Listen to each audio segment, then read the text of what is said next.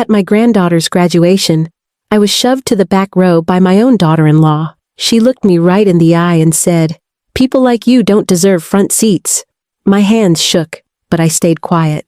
Minutes later, the principal called my name in front of everyone. Cameras flashed, the crowd cheered, and my daughter-in-law's smile disappeared. Before I tell you what happened next, make sure you hit that subscribe button and tell me in the comments where you're watching from. I'd love to know. My name is Margaret Hayes, but everyone calls me Maggie. I'm 68 years old, a retired school teacher, and most importantly, a grandmother. My granddaughter, Emily, is the light of my life. She worked so hard to reach this day, and when she told me she was graduating at the very top of her class, my heart nearly burst with pride. I spent weeks getting ready for her big day. I picked out a simple, navy blue dress, the kind that made me feel neat and put together. I even went to the salon for the first time in years to get my hair trimmed. I wanted to look my best because Emily deserved to see me smiling, proud, and front and center when she walked that stage. The morning of the graduation, Emily hugged me so tightly I thought she'd never let go. "Grandma, promise me you'll sit where you can see me," she said, her eyes shining with excitement. I kissed her cheek and said, "Of course, sweetheart. I wouldn't miss it for the world." For me, this wasn't just a ceremony. It was a celebration of everything our family had been through. After my husband passed away years ago, raising my son Daniel alone was hard. But Emily became my joy, my hope, and my reason to keep going. I believed this day would bring us all together again. Me, Daniel, his wife Vanessa, and Emily. What I didn't know was that my seat at the graduation was about to turn into the most humiliating moment of my life. When I arrived at the school auditorium, my heart was racing with excitement. I walked in, holding the little program they handed me at the door, and scanned the rows of seats near the stage. I could already see the spot where Emily would walk across to shake the principal's hand, and I smiled to myself, imagining her in that cap and gown. I wanted to be right there in the front, just like she asked me to be, cheering louder than anyone else. As I stepped toward the reserved seating area, Vanessa appeared in front of me like a wall I couldn't get around. She was dressed in a fitted red dress and heels that clicked sharply against the floor. She didn't smile. She didn't even say hello. She just folded her arms and blocked my way. "These seats are for family," she said in a cold, sharp voice. For a moment, I didn't even understand what she meant. I glanced around. The sign on the row clearly said, "Reserved for families of graduates." I looked back at her and said softly, "I am family. I'm Emily's grandmother." Her lips curled into a smirk, the kind that made my stomach twist. She leaned in slightly so only I could hear her and whispered, "People like you don't deserve front seats. Go sit in the back." The words hit me harder than I expected. For a second, I couldn't move. My hands trembled as I clutched the program against my chest. I wanted to ask her what she meant by people like you. Did she mean because I was older? Because I wasn't dressed as fancy as she was? Or maybe because I never had the kind of money or status she always bragged about? Whatever it was, her words cut deep. Behind her, my son Daniel stood awkwardly, pretending to look down at his phone. He knew exactly what was happening, but he said nothing. That silence hurt more than Vanessa's words. He was my only son, the boy I raised with everything I had after losing my husband, and yet he couldn't find the courage to defend me. I opened my mouth to say something, but before I could, Vanessa tilted her chin and motioned toward the back rows. "Don't make this harder than it has to be. Go." Other families nearby were watching. Some looked away quickly, embarrassed to see this argument in public. Others gave me sympathetic glances, as if they could feel the sting of humiliation in the air. My cheeks burned, and I wanted the ground to swallow me whole. For a moment, a fire rose inside me. I wanted to stand tall and remind her that without me, Emily wouldn't even be here today. I had helped raise her, taken her to school when her parents were busy, cooked her meals, stayed up late tutoring her in math. I wanted to shout that I had just as much right, if not more, to be in that front row than Vanessa ever would. But then, I thought of Emily. I pictured her walking across the stage, scanning the crowd for me, only to see me standing there arguing with her mother. I didn't want to be the reason her day turned sour. So, I took a slow breath, lowered my head, and said quietly, All right. I stepped back, walked past the rows of proud parents sitting with cameras in their laps, and made my way to the very back of the auditorium. The seat was hard and far away. From there, the stage looked tiny, and I knew Emily would have a hard time spotting me. My chest ached with disappointment.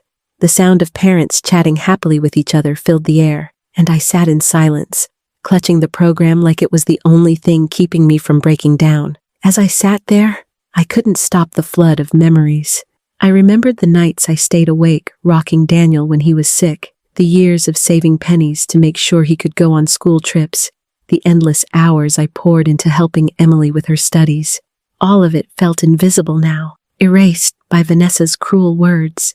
Part of me wanted to get up and leave, to escape the humiliation, and spend the afternoon alone at home where nobody could see me cry. But I stayed. I stayed because Emily had asked me to be there, and I had promised her.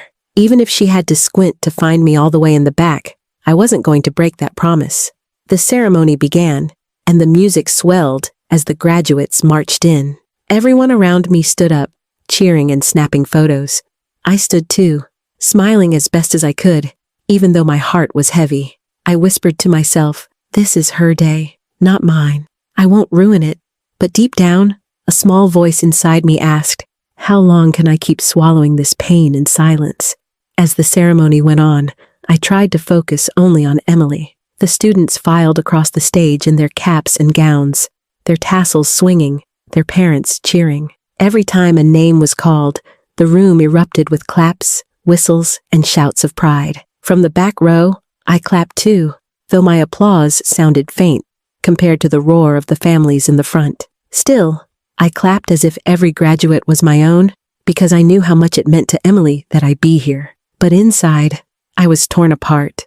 I couldn't stop replaying Vanessa's words in my head. "People like you don't deserve front seats." I sat there trying to figure out what that even meant. Did she mean I didn't deserve to be proud? That I didn't deserve to be seen? Or was it just another way of reminding me that, in her eyes, I would never be good enough for her world? At one point, I caught a glimpse of her sitting tall in the front row, her perfectly styled hair shining under the lights. She leaned in close to Daniel and whispered something, and I saw him chuckle weakly. The sight made my stomach twist. My own son, sitting inches from me but miles away in loyalty. I wanted to believe he was just avoiding conflict, that maybe deep down he disagreed with her, but his silence screamed louder than words. For a few minutes, I thought about leaving. I thought about quietly slipping out of the auditorium, getting into my old car, and driving home where no one could see my tears. Nobody would notice. Vanessa certainly wouldn't care. Maybe it would even make her happy to know she had pushed me away. But then I remembered Emily's hug that morning, the way she looked me straight in the eyes and said, "Promise me you'll be there, where I can see you." That memory anchored me to my seat. No matter how far back I was, no matter how small I felt in that moment, I wasn't going to break that promise. I straightened my back and pressed the program against my lap to steady my hands. "This is her day, not mine," I whispered under my breath. "I will not let anyone ruin this for her." And something shifted inside me. Instead of feeling ashamed, I felt a quiet strength rise up.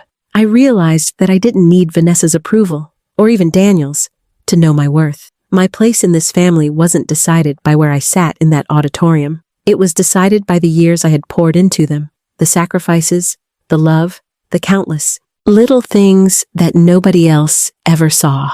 I reminded myself of why I had given so much over the years. It wasn't to be noticed. It wasn't to earn a front row seat. It was because I loved Emily, and I believed in giving her the best chance in life. That was what mattered.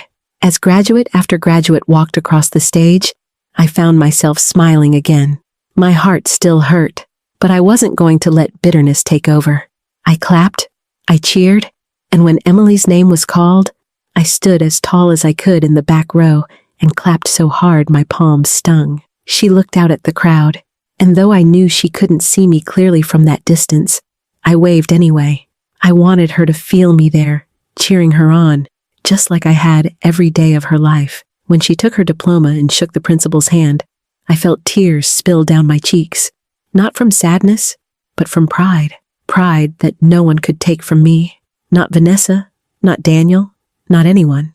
And then, as the applause faded, the principal stepped back to the microphone. He cleared his throat and smiled warmly at the crowd. "Before we conclude today's ceremony," he said, "I'd like to take a moment to recognize a very special gift to our school." I felt my breath catch. I knew what was coming. For weeks, I had kept the donation quiet, not even telling Daniel or Vanessa. I didn't want recognition.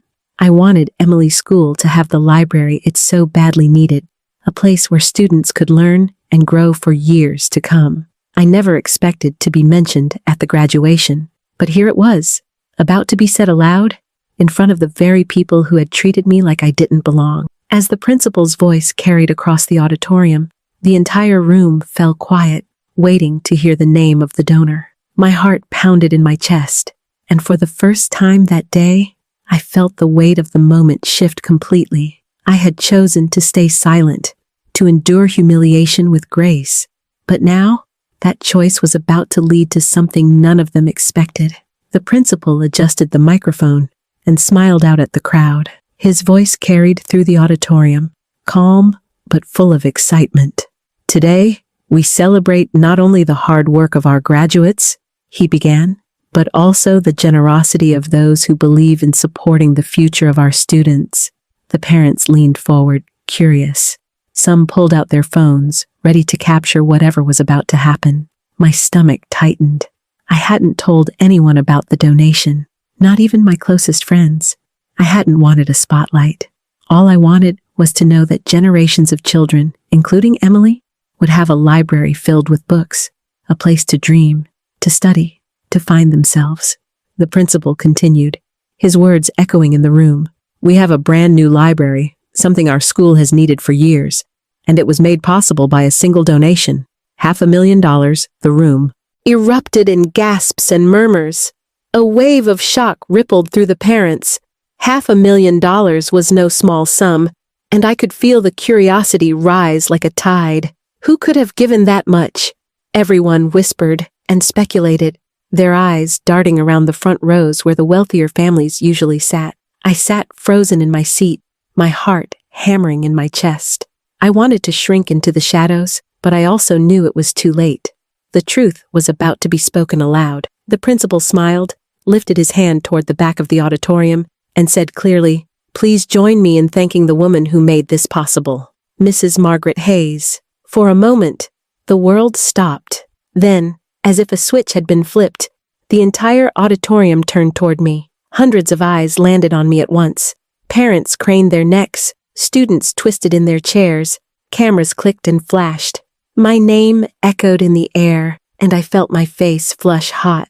I slowly rose from my seat, my knees trembling under me, but I stood tall. The applause started with a few claps, then grew louder, rolling across the room like thunder. Teachers stood to their feet, students cheered, parents clapped enthusiastically. Everywhere I looked, people were smiling at me, nodding in gratitude. In the front row, Emily's face lit up brighter than I had ever seen it. She jumped to her feet, clapping wildly, her cap tilted slightly from the motion. "That's my grandma," she shouted proudly. The microphone didn't pick it up, but I heard it, and so did the people around her. That single moment filled my heart with more joy than I could ever describe. Then my eyes drifted to Vanessa. Her face had gone pale. The smug, superior expression she wore earlier was gone, replaced with something that looked like shock, disbelief, and maybe even fear. Her mouth hung open slightly, and her hands were frozen mid-clap, as if she couldn't decide whether to join the applause or stay still. Beside her, Daniel looked down at the floor, his cheeks red. He clapped slowly, uncomfortably, avoiding my eyes. I wondered if in that moment he realized how badly he had failed me by staying silent earlier, but I didn't look at them for long. I refused to let their reactions take away from the moment. This was Emily's day, and in a way, it was mine too. I smiled, nodded politely to the people around me, and placed my hand over my heart in gratitude. The principal gestured toward me again. "Mrs. Hayes, your generosity has given this school a future that will inspire generations. We thank you from the bottom of our hearts." The applause swelled again, and I sat back down, tears stinging my eyes. I wasn't crying from sadness anymore. These were tears of pride, of validation, of finally being seen. For years, I had been treated as invisible, pushed aside by Vanessa, ignored by Daniel, overlooked by so many. But in that moment, there was no denying who I was and what I had done. Emily caught my eye again from the stage. She pressed her hand to her heart, mimicking my gesture, then blew me a tiny kiss before turning back to the ceremony. I could feel her love reach me even from that distance. That small gesture meant more than all the applause in the world. As the ceremony wrapped up, people began coming up to me, parents and teachers I had never met, shaking my hand, thanking me, praising the gift. "Your generosity will change lives," one mother said warmly. Another father added, "My son will spend hours in that library because of you." Their words washed over me, each one lifting the weight that Vanessa had tried to press onto me earlier. When the ceremony ended and the crowd spilled into the courtyard, Emily raced straight past the photographers and parents to get to me. She threw her arms around my shoulders so hard, I nearly lost my balance. "Grandma, I am so proud of you," she said, tears running down her cheeks. "I knew you'd be here for me. I knew you always would." I held her tight and whispered, "I told you I wouldn't miss it." Out of the corner of my eye, I saw Vanessa standing a few feet away, stiff and awkward, watching the scene unfold. She didn't say a word. For the first time, she had nothing to use against me, nothing to throw in my face. Her silence was louder than any insult she could have spoken. In that moment, I realized something powerful. True worth doesn't need to be shouted from the front row. It speaks for itself when the time is right. After the graduation ceremony, the courtyard buzzed with energy. Parents hugged their children, cameras flashed, and laughter filled the warm afternoon air. But for me, everything seemed to move in slow motion. Emily still clung to my arm, her smile wide and proud, and I felt like I was walking on air. The humiliation I had felt earlier, the sting of being shoved to the back row, seemed like a distant memory compared to the joy on my granddaughter's face. "Grandma, you're amazing," Emily said, her voice trembling with emotion. "I can't believe you did all that for my school. Everyone was talking about you."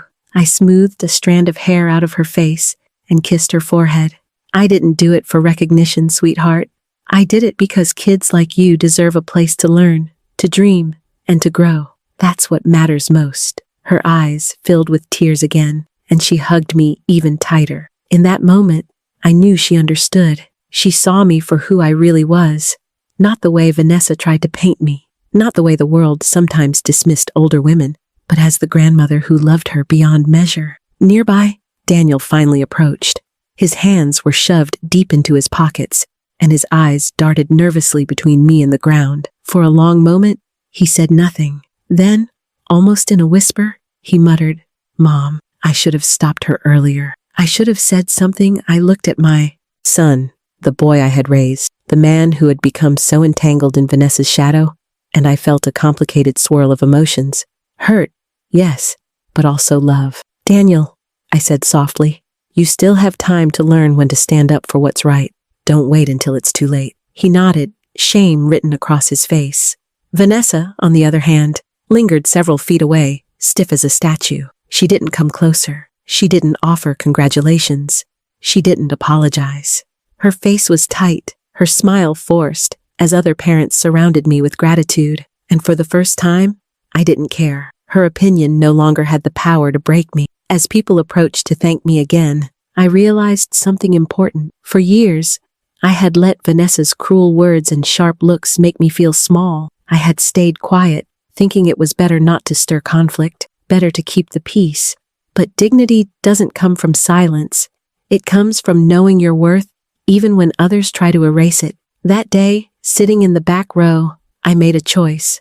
I chose not to fight her, not to make a scene. Some might have called it weakness, but in truth, it was strength. Because when the moment came, the truth spoke louder than I ever could. Later that evening, Emily and I sat at my kitchen table, eating the chocolate cake I had baked for her graduation. She laughed about the silly way her classmates tossed their caps into the air, about how one boy's cap nearly hit the principal in the face. Her laughter was music to my ears. Then she grew serious.